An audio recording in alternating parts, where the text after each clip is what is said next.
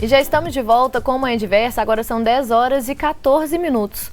Um estudo da Organização Mundial de Saúde revela que até 2025, cerca de 75 milhões de crianças devem sofrer de obesidade no mundo. E não são só esses dados que são alarmantes, não. Tá difícil de falar, hein? Confere outros dados que nós separamos especialmente sobre obesidade infantil no nosso país. Anualmente, no Brasil, cerca de 2 milhões de crianças são diagnosticadas com obesidade infantil. Diagnósticos que contribuem para o número de 41 milhões de crianças com idades abaixo de 5 anos que são obesas em todo o mundo.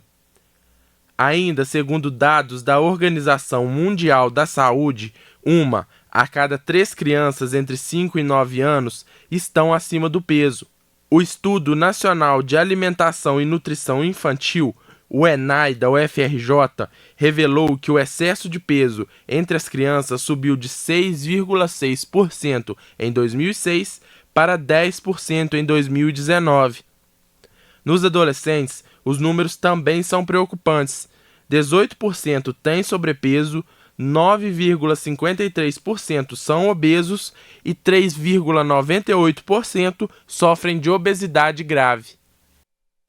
Ou seja, um assunto que merece atenção e a gente continua falando sobre ele porque já está aqui com a gente a médica endocrinologista Natália Thiago. Bom dia, Natália, um prazer te receber aqui hoje. Prazer foi meu. Para a gente começar então, a revista Piauí, em parceria com a Agência de Dados Públicos Fiquem Sabendo, produziu uma matéria super detalhada com esses dados sobre obesidade infantil. E nós então trazemos alguns pontos dessa matéria que realmente chamam a atenção e a gente trouxe aqui para a nossa conversa.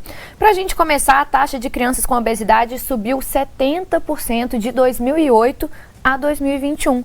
Super preocupante. Por isso, quais os motivos desse aumento super expressivo? Certo, não, com certeza a gente chama muita atenção disso.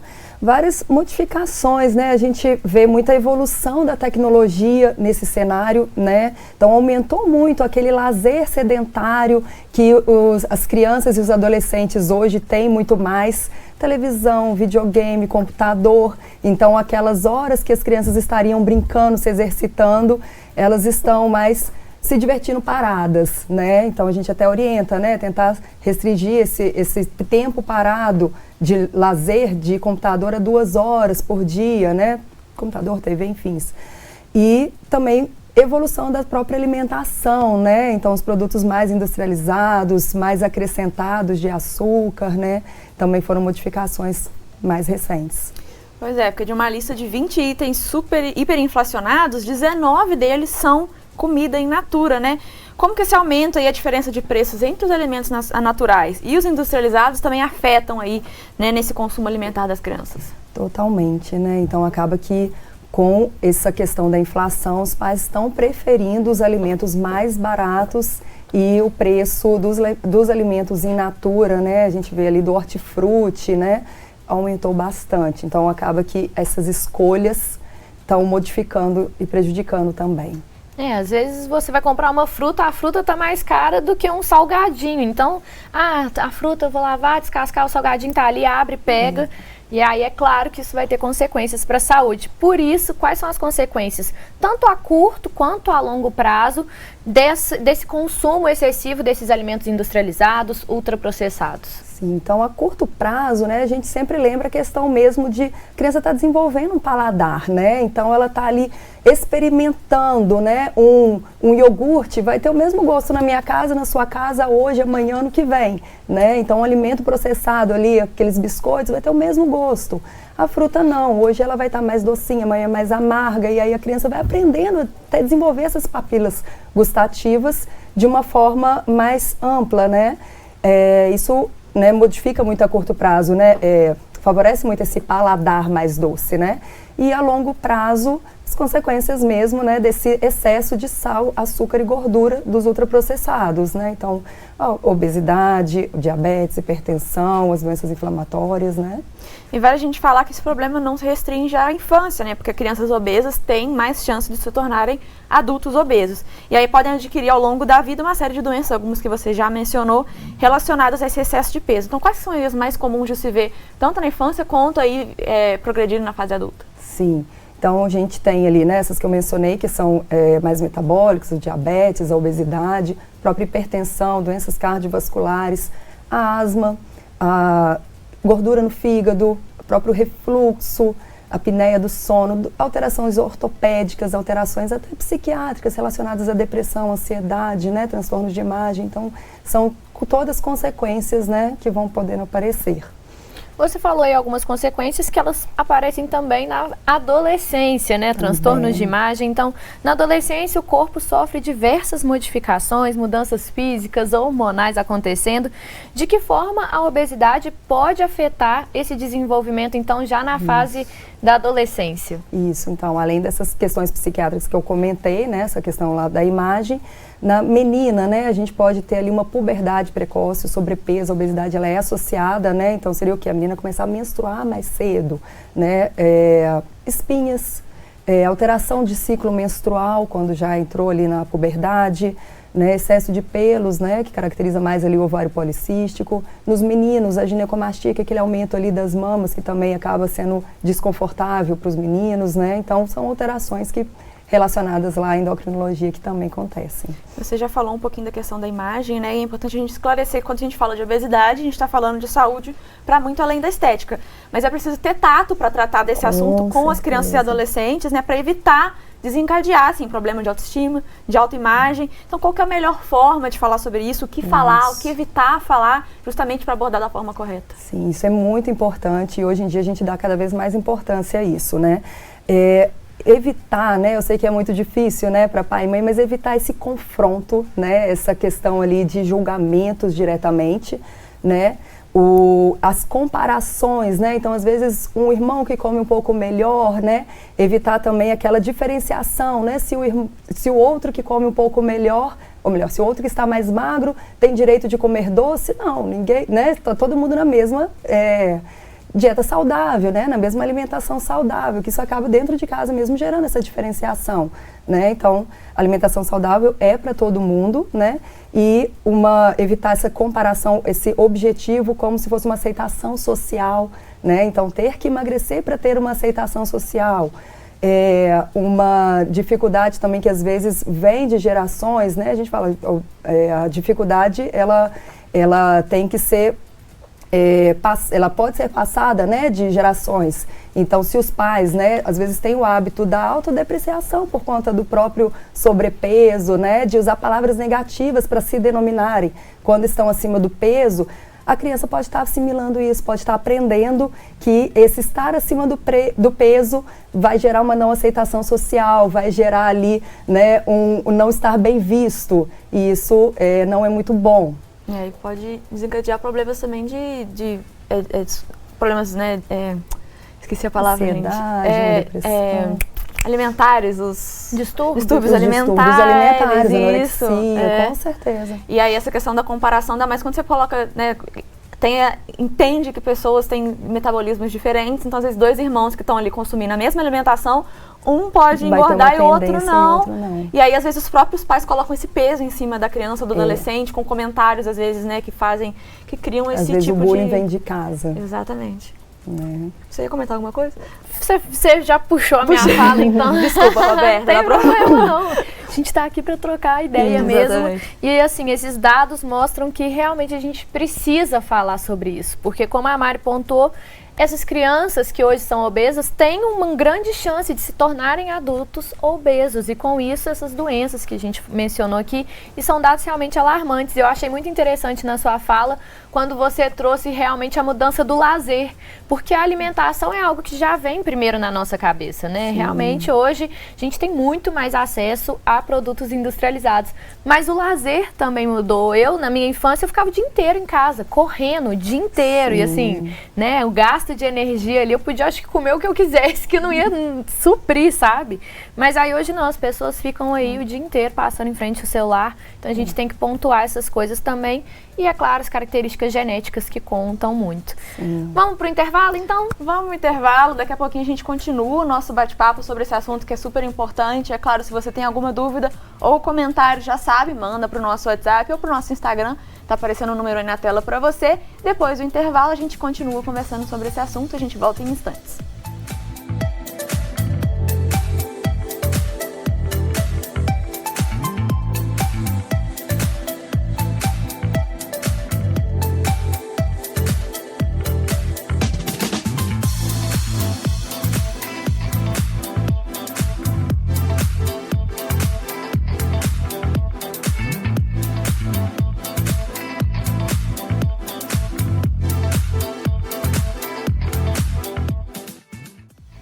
E já estamos de volta, agora são 10 horas e 26 minutos e hoje nós estamos conversando sobre a obesidade infantil e os impactos que ela causa até mesmo na vida adulta. Nós recebemos então aqui no Manhã Diversa a médica endocrinologista Natália Thiago. Natália, mais uma vez um prazer te receber aqui hoje. Vamos então dar continuidade às nossas perguntas. Parece que a gente está vivendo aí dois fenômenos que a princípio são contraditórios. Ao mesmo tempo que a gente tem 33 milhões de brasileiros passando fome, a gente está vendo aí um aumento considerável de pessoas, crianças, adolescentes obesos. Por isso, de que modo que a gente pode conectar essas duas coisas que a princípio parecem ser tão contraditórias? Sim, não, com certeza.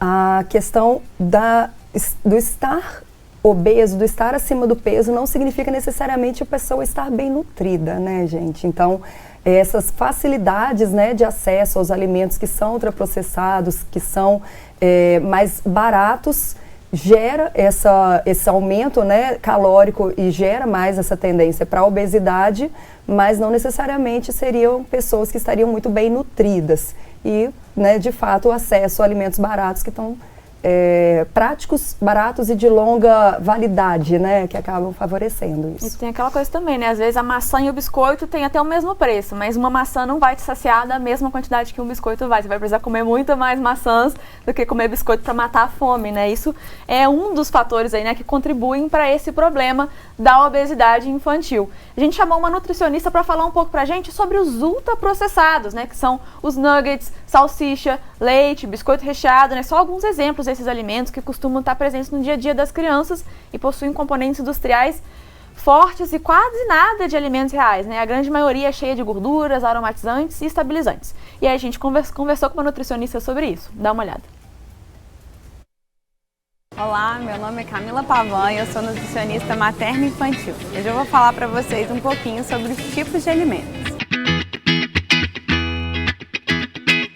Nós podemos dividir os alimentos em 3 grupos. Os alimentos in natura, que são basicamente frutas, legumes, verduras e cereais.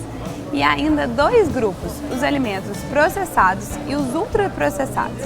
Os alimentos processados são aqueles que recebem sal ou açúcar, às vezes alguma gordura, e são transformados para uma outra forma de consumo. Já os produtos ultraprocessados passam por diversas etapas na indústria alimentícia e são adicionados ainda gordura, sal, açúcar, mas em quantidades excessivas e levam ainda aditivos químicos, como corantes, estabilizantes, que transformam esse produto de uma maneira que fique para o cérebro quimicamente muito atrativo, mas são produtos que fazem muito mal à nossa saúde. Os produtos ultraprocessados são produzidos em várias etapas e com muitos ingredientes, e muitos deles, infelizmente, não têm nenhuma ou pouquíssima qualidade nutricional. Apesar de trazerem uma explosão de sabor para o nosso cérebro pela adição de produtos químicos como conservantes, aromatizantes, estabilizantes e realçadores de sabor, não fazem bem à saúde. A indústria alimentícia, desde muito cedo, interfere na alimentação dos nossos pequenos, influenciando com soluções práticas e fáceis para ajudar os adultos. Ora com uma papinha, um iogurte, um biscoitinho, mas é aí que muitas vezes a coisa começa a desandar. Quando a gente se percebe, os nossos filhos só querem comer biscoitos, salgadinhos. O excesso de açúcar, gordura e sal nesses alimentos é uma combinação perfeita para viciar o nosso cérebro, só que nos desconecta do processo de comer, onde a gente realmente mastiga, sente o sabor dos alimentos. E é verdade que exige de nós um trabalho extra preparar a refeição da família, mas o ganho de saúde é muito melhor. Porém, como equilibrar uma vida corrida, excesso de trabalho, cuidado com os filhos e ainda assim produzir os alimentos naturais? Eu vou te dar algumas dicas que podem ajudar a transformar a alimentação da sua casa de maneira mais prática e fácil. Vai preparar o almoço de sábado? Prepare um pouquinho mais e congela. Quem congela sempre tem. A outra dica é: procure pequenos produtores. Sabe aquela sua vizinha que faz um biscoito ou um bolo na casa dela? Pois é, essa pode ser uma boa opção. A indústria acaba tendo mais recursos para adicionar produtos químicos e outros elementos que podem prejudicar a sua saúde. Por isso, dê preferência a produtos de pequenos produtores, da feira, dos vizinhos e dos amigos. Que tal produzir algumas das coisas que você gostaria de comer? Por exemplo, uma batata frita. Talvez seja uma opção interessante comprar a batata e fazê-la no forno.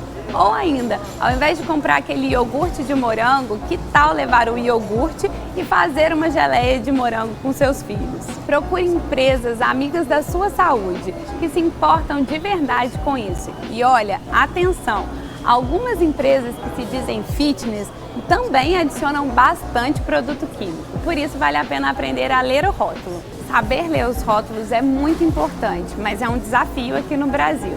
Muitas vezes a gente tem que procurar espalhado pela embalagem onde está a informação de quais são os ingredientes.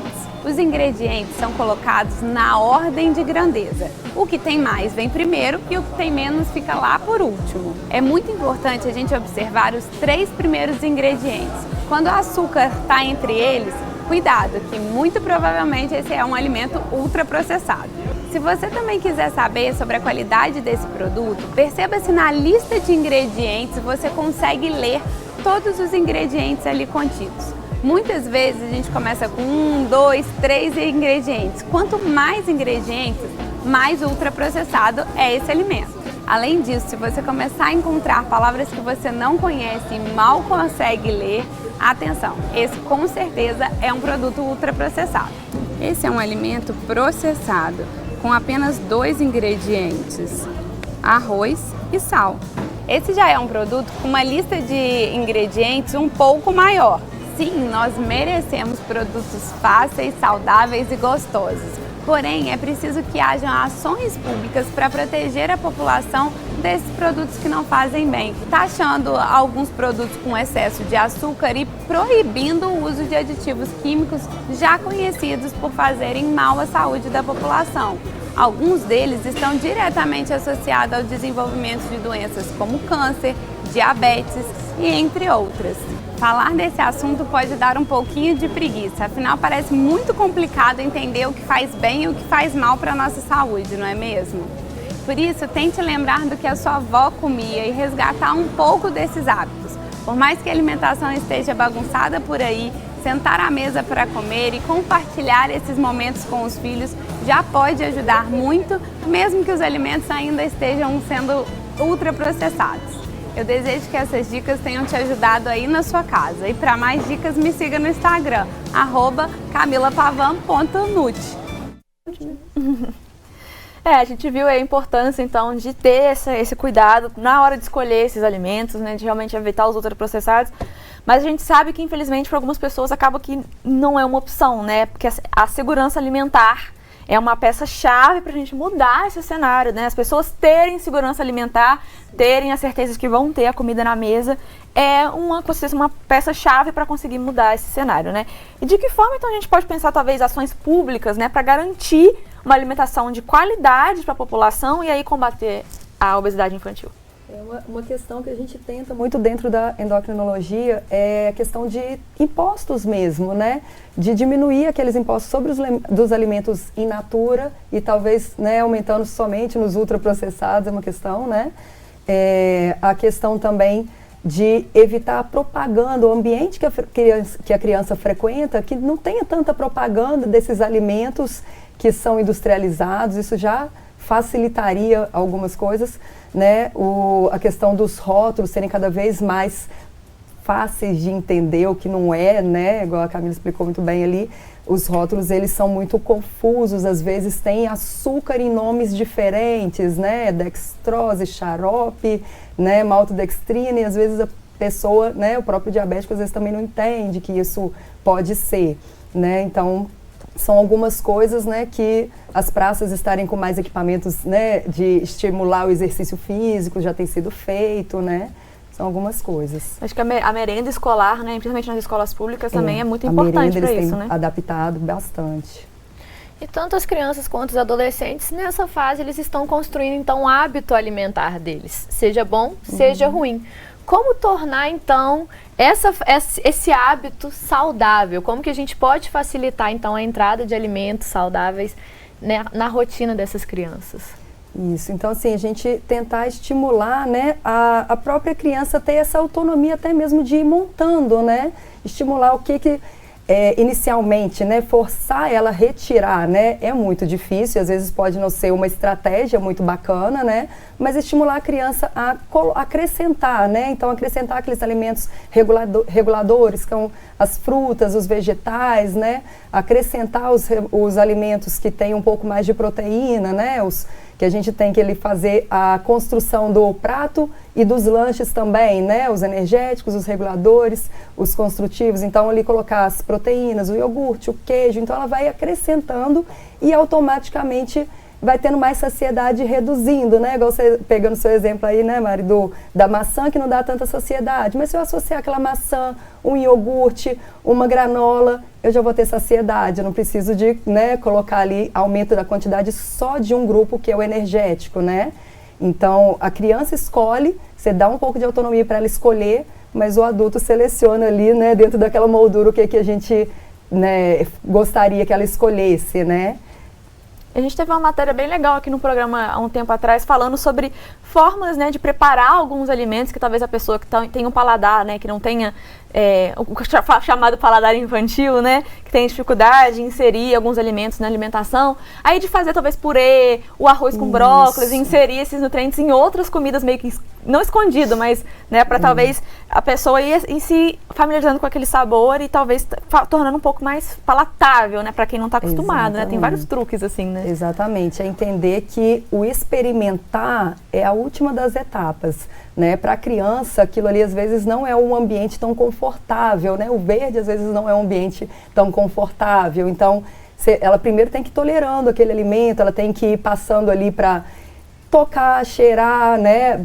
Perceber, tolerar ali perto dela e por último ela experimentar, e mesmo experimentando, o pai e a mãe tem que ter paciência de saber que são várias vezes e depois de várias vezes ela vai realmente começar a acostumar a comer, né? E como que vai competir com o grande atrativo dessas embalagens que né, são todas aí programadas para realmente a criança olhar e falar, eu quero comer isso. A propaganda, né? Então também existe essa outra estratégia que é fazer a comida ficar bonita aos olhos da criança. Talvez montar uma princesa ali de cenoura e ver, né? Então assim, tentar dessas estratégias também visuais lúdicas, que né? Pega muito com criança, né? Com certeza, dá para fazer ali o brócolis virar uma arvorezinha, né? A cenourinha ali virar o nariz do Olaf, né? Dá pra gente brincar. Isso aí.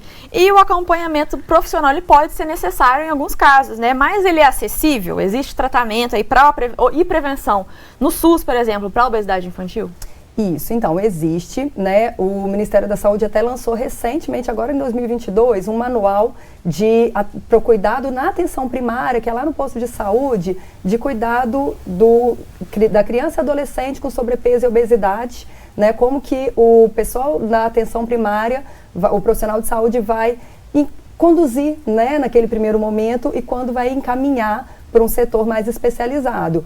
Existem sim nos hospitais universitários, principalmente, né, aqui em Juiz de Fora, no departamento de criança e adolescente, não que seja fácil, né, esse acesso, mas é via atenção primária mesmo, esse encaminhamento.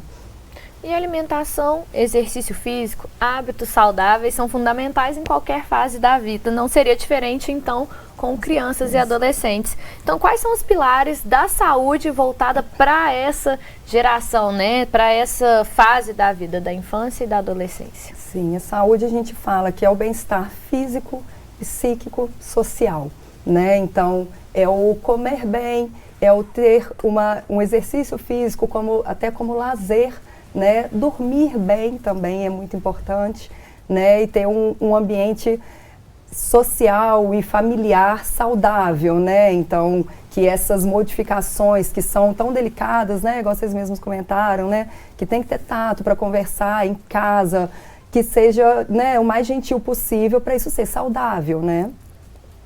Natália, muito obrigada pela sua presença aqui hoje, por ter vindo conversar com a gente sobre esse tema. A gente vê aí que os números realmente são preocupantes, mas é um trabalho, né? A gente precisa ver aí, realmente, a situação está difícil para muita gente, está difícil consumir esses alimentos in natura em muitos casos, mas ter essa atenção, né, de ligar esse alerta na cabeça das pessoas já com certeza ajuda, né, para as pessoas ficarem atentas e aí prevenir e buscar ajuda em caso realmente, né, cheguem aí no ponto da criança tá afetando a saúde dela. Então, muito obrigada pela sua presença aqui hoje e pelos esclarecimentos. Obrigada, eu que agradeço, gente.